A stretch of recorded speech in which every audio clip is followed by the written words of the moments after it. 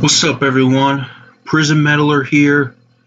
Today I'm going to do another album ranking. It's actually going to be a re-rank.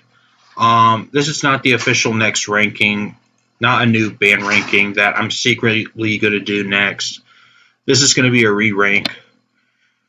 And I'm going to rank Stone Sour from worst to best.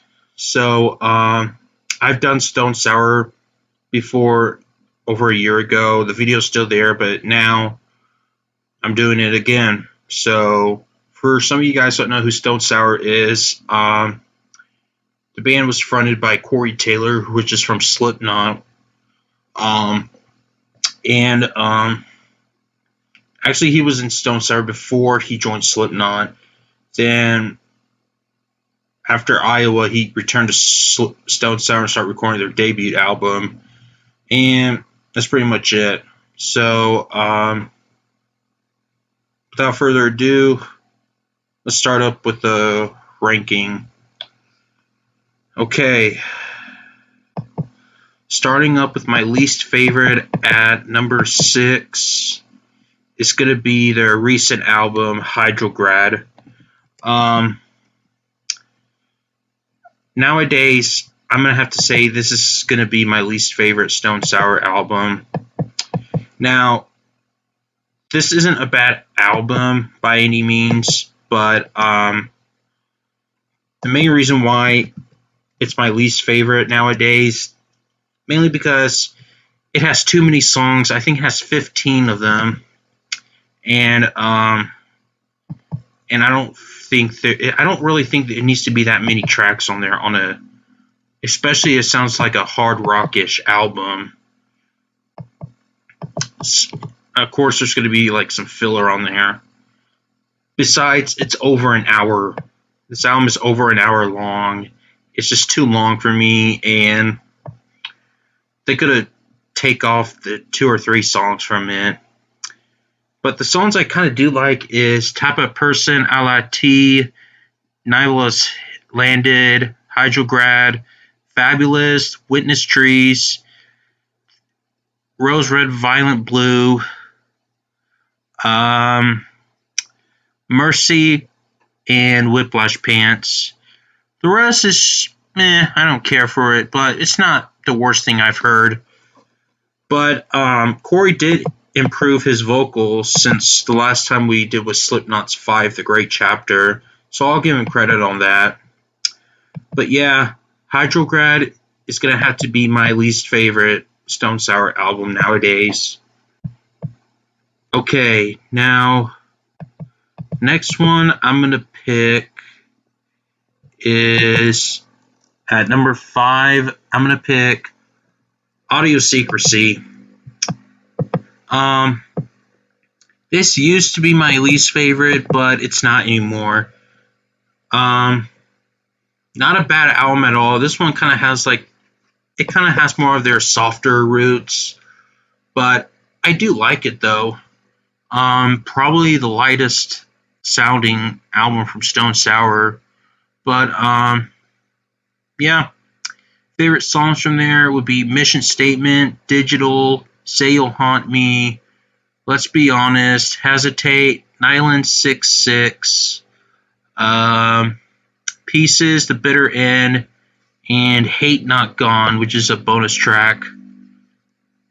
Now, this was originally my least favorite Stone Sour album, but the reason why I now move it up to my second least favorite is because it's not as long as Hydrograd, and it's not over an hour. I'm not including their special edition version though, but yeah. Well, they have 13 tracks. Well, one of them's Audio Secrecy, which is just an intro for it. So I feel like that's how like a standard rock album should be. So yeah, Audio Secrecy, in my opinion, would be my second least favorite at number 5. Alright, number 4. Number 4 I'm gonna pick House of Golden Bones Part 2. This, as some may know, this was a double album, but I'm gonna explain Part 1 later whenever I get there. Now, this is a concept album. This continues off where Part 1 is. I think it's some kind of story or something like that, but I actually enjoyed this one more than I did. It's more like kind of like a storytelling type album or something like that. But the songs I do like is Red City.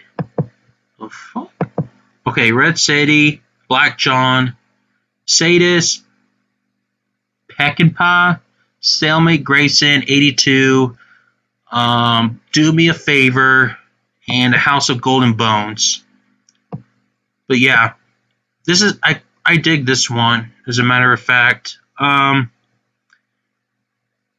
know some of you may not put, some people may say it's 5, Stone Sour is 5 ounce, but for me, it's 6. The reason why I decided to do it this time is because they're released on separate dates. So if it's just released on one date, then I would put it in together. And as you all may know, this is the final album with Jim Root, which he's also from Slipknot.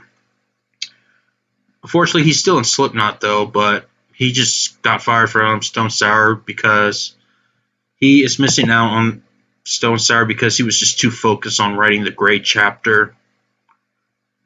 So yeah, nowadays, House of Golden Bones Part 2 is at number 4. Number 3. No, wait, yeah, number 3. Okay, number 3. It's gonna be House of Golden Bones Part 1. The Part 1. This is an amazing album. I kind of like the way that this is actually a concept album or double album or whatever. I consider it as a concept album because of the lyrics are mixed or match into like one song. But yeah, I actually quite enjoy this one a lot.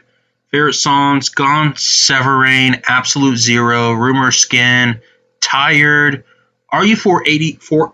I'm sorry, RU486. That sounds more like a Slipknot song. RU486. My Name is Alan. I actually like all songs from there, even though it's a concept album. But yeah, I actually enjoy this one. I've heard it since this album came out when I was in high school. I actually enjoyed it, and I still do today. But fortunately, he reached in at number 3, and I just really enjoyed this album. All right, number 2. Nowadays, number 2 is gonna have to be their debut album, which is their self-titled. Now, originally this was my favorite, but now it's dropped down to 2. But I still love this album. This one kind of has more of its Korn sound. It's got some of the songs sounds a bit more like Slipknot, such as Get Inside. Sounds more like a sequel to Spit It Out. Orchids, Cold Reader, Blotter, Choose Monoliths in Hell, Bother.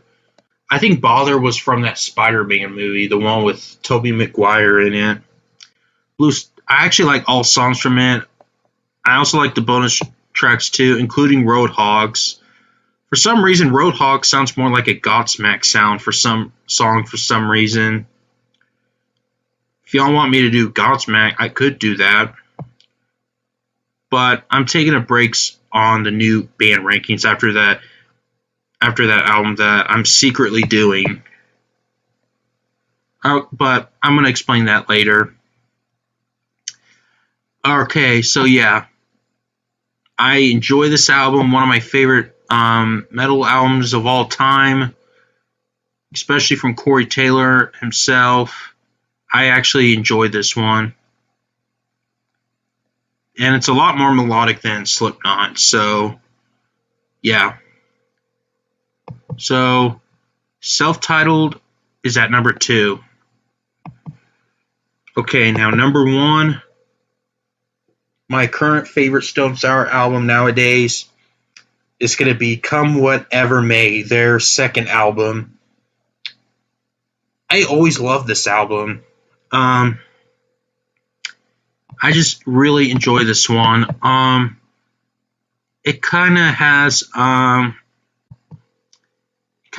like a Seether type sound to it.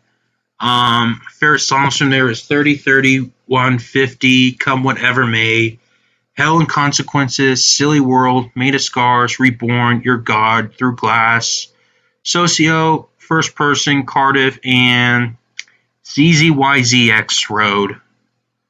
And then I also love the B-side tracks too, such as Suffer, Fruitcake, The Day I Let Go, Fried Dry Seal, Wicked Game, which is a cover. The Frozen is just an outro. It's just Corey talking. So, yeah. If y'all haven't listened to this album, whether you're a Slipknot fan or not, I suggest you check this album out, because I really enjoy this album from start to finish. A really great listen. If you're into like post-grunge type sound.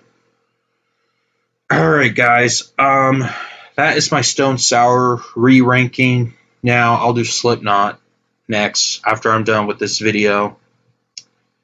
Now, speaking on the newer album rankings, the next one will be my last one, and then I'm taking a break for about a week. And then after my break, I'll do Led Zeppelin. So, yeah. If you enjoyed this video, give it a thumbs up. If you haven't, subscribe to me if you haven't. Leave the comments on what is your Stone Sour ranking. And also put the bell of the notifications. And make sure to join my live stream every Tuesday. So until then, I'll see y'all next time. Peace out.